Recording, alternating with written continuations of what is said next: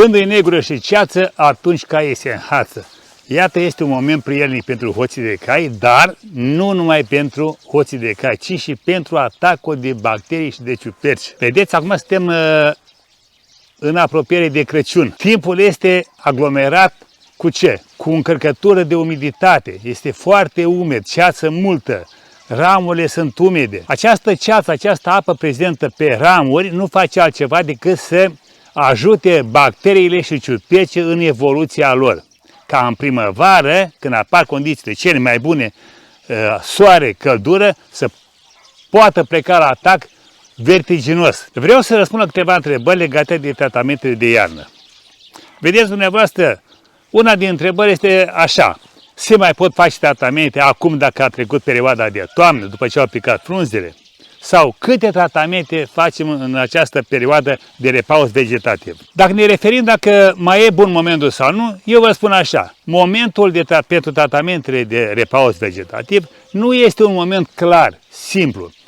El este bine de făcut și în ferestrele iernii, pentru că nu reușim să facem în toamnă, nu reușim mai târziu, facem în ferestrele iernii. Condiția de bază este să respectăm temperatura mediului, adică să fie peste 5 grade zi și noapte câteva zile. Dar, dacă nu avem aceste condiții, putem face tratamentul și dacă avem doar câteva ore la dispoziție, adică pomul să nu fie, ramurile să nu fie înghețate și să țină măcar 3-4 ore, pot să asimileze scoarța ramurilor, scoarța pomului, să asimileze substanța pe care noi o administrăm. Tot aici, vreau să vă spun așa: tratamentele pe bază de substanțe cuprice se fac cu cele cumpărate de la magazin, mai puțin cu sulfatul de cupru, așa cum se prezintă el în pungi. Eu am mai spus chestia asta, dar vreau să repet până când o să vă acomodați cu acest aspect. Sulfatul de cupru este un produs foarte acid. El este dizolvat cu var stins ca să scadă din aciditate și se formează zeama bordeleză. Dar este un proces mai complex, așa că folosim noi produsele din magazine preparate, cele două substanțe active pe bază de cupru, care sunt oxiclorura de cupru și hidroxidul de cupru. Le putem folosi separat sau în combinație, dar cu doză mai redusă. De exemplu, dacă avem șamp și alcupral, în loc să folosim o dată așa, nu este rău nici așa, o dată așa, 0,3%, putem să folosim 0,15% șamp, 0,15% alcupral, pe care le combinăm și formăm soluția respectivă. Deci putem să le combinăm și să formăm o soluție prin combinarea celor două substanțe. Sulfatul de cupru nu este de aruncat, nici el. Este bun de păstrat. De ce? Mai ales în condițiile acestea care vedem acum de iarnă, cu ceață, cu umiditate multă. În situația în care avem umiditate multă, este mijloc de deplasare a bacteriilor. Și aici mă refer în special la focul bacterian care se instalează pe scoarța pomilor și nu neapărat pe vârful ramurilor sau pe fructe sau pe frunze, ci pe scoarța pomilor, care se petrece un fenomen care se mută de la an la an, adică continuu el evoluează această bacterie să își capătă noi terenuri, ocupă noi terenuri. Și cum ocupă el terenurile noi? Prin prelingere. Bacteria, cu ajutorul condițiilor meteo, a umidității, se gelatizează, face un gel această bacterie și se prelinge în continuare pe scoarță. Deci nu o să vedem evoluția pe scoarța unei ramuri sau pe tulpini în sus, ci doar în jos. De aceea este bine ca tratamentele după ploi, după umiditate excesivă, să se facă neapărat pentru această bacterie. Vedeți, acum iarna, nu e rău să facem mai multe intervenții pe bază de sulfat de cupru. Și spun cu sulfat de cupru și nu cu celelalte două substanțe pe care le-am recomandat mai înainte, pentru că sulfatul de cupru este o substanță acidă, iar bacteria de la aciditatea acestei substanțe cedează și moare, nu de la o anumită compoziție anume care să o afecteze, doar din punct de vedere al acidității.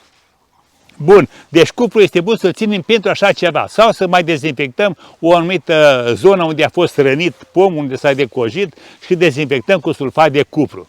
Bun, nu folosim sulfat de cupru la tratamentele generale, pe ansamblul pomului.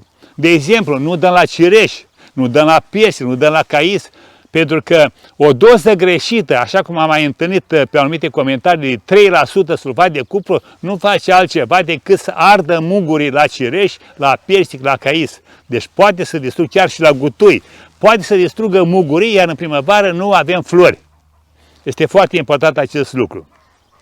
Deci respectăm dozele, respectăm substanțele, le combinăm eventual, dar una peste alta să nu depășească acel prag de 0,3% în cadrul celor două substanțe pe care vi le-am prezentat eu mai înainte, sulfatul de cupru și alcuprat. Sunt mai multe substanțe comerciale cu același conținut de substanță activă. Important este ca noi să menținem această doză.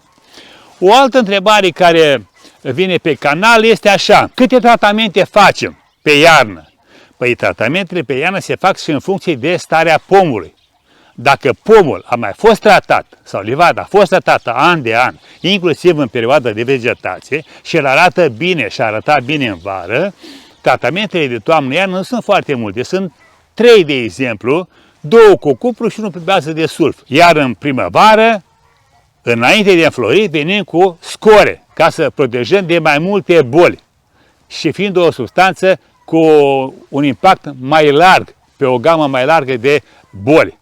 Și atunci venim cu o score ca ultim tratament înainte de înflorit, atunci când apare butonul alb la prun, când apare butonul roz la păr, la măr, când apare butonul roșu la cais, se vede acolo o tentă așa de culoare pe pomi, atunci se dă score pentru protecție. Dar dacă avem pomi amărâți, chinuiți, care n-au fost tratați an la rând, în perioada asta de repaus vegetativ, și nici în perioada de vegetație nu a fost prea bine onorat cu tratamentele respective, cu dezinfecțiile respective, pentru că noi vrem să facem o producție bio, atunci în tratamentul ăsta de iarnă va trebui să dublăm tratamentele ca și număr. Deci 2 în toamnă, 2 în primăvară pe bază de cupru și cel puțin 1 pe bază de sulf în primăvară, ca să distrugem acele ciuperci care formează făinarea care distruge mai toate speciile, le atacă.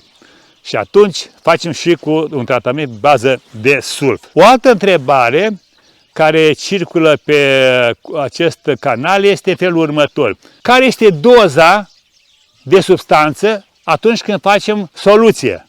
Sunt multe substanțe în comerț care se referă la hectar. De exemplu, 1,5 litri la hectar sau 0,2 litri la hectar. Vreau să spun așa că la hectar se referă de fapt la 1000 de litri.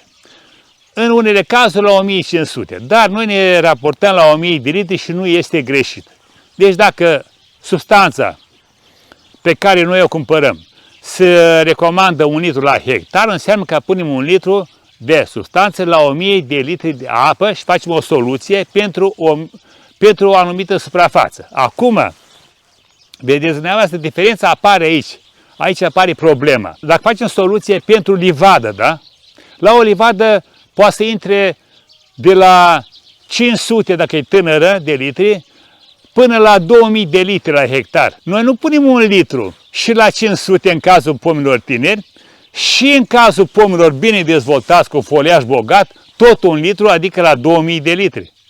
În prima situație ar fi foarte concentrat, iar în a doua situație ar fi foarte diluată soluția. Și atunci, în primul caz, ardem frunza, mugurii, sau în ce stare se află pomul în perioada vegetației, iar în al doilea caz nu avem rezultate, pentru că a fost prea diluată soluția. Și atunci cum facem noi?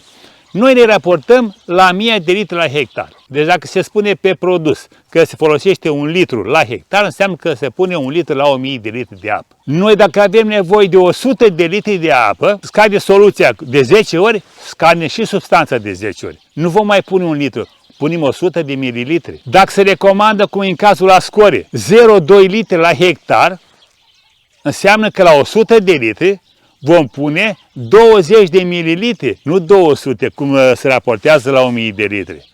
Deci în loc de 200 de mililitri, 0,2 litri, da?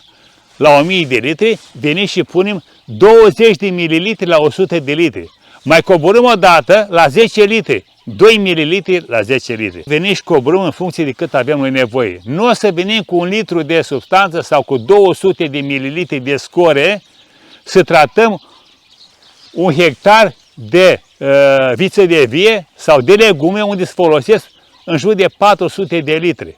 Asta însemna să facem o concentrație de 2 ori și jumătate mai mare. Una că pierde substanțe și a doua dăunează, produce fitotoxicitate la cultura noastră pe care vrem să o întreținem. Și în încheiere vreau să mă repet încă o dată, sulfatul de cupru nu îl folosiți pe întreaga coloană a pomilor, mai ales în concentrații de 2 sau 3-4%, cum se folosește, am văzut în anumite situații, 3% și se spune tratarea în albastru. Deci este greșit, atacă mugurii, poate să distrugă și pomul întreg. Deci dacă cireșul este în plină putere, cu vegetație, cu muguri bine formați și să faci un tratament sau să repete tratamentul pe bază de cupru de 2 ori cu 3%, avem mari șanse ca pomul să se usuce. Ăsta a fost tutorialul pentru astăzi, ne pregătim pentru Crăciun, facem versuri pentru anul nou, la revedere și succes pe toată linia!